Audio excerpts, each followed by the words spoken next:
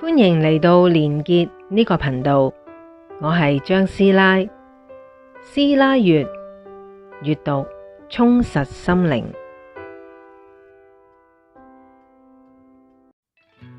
通靈能力係咪只有少數人先會有，定係可以開發嘅呢？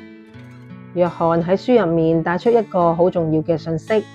心靈能力係每個人與生俱來都擁有，只係人類社會嘅教育着重咗左腦嘅訓練，講求理性分析，久而久之，右腦嘅覺知能力就被荒廢。據約翰所講，我哋嘅身體就好似一條巨大嘅天線，可以接通靈性嘅訊息。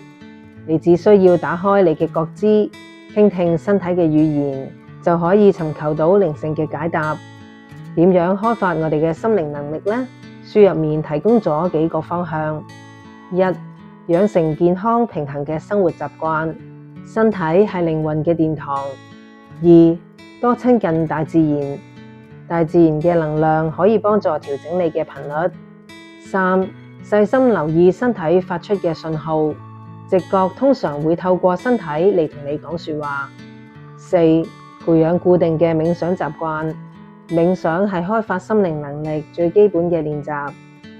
原來我哋同彼岸嘅聯繫並非遙不可及，只不過我哋習慣用頭腦去思考，忘記用心靈去感受。當我哋突然諗起某個親人，又或者感受到一陣熟悉嘅氣息，好可能係你心靈能力嘅操作。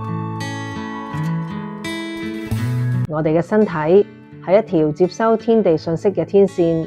呢份原來係每個人都擁有嘅天賦。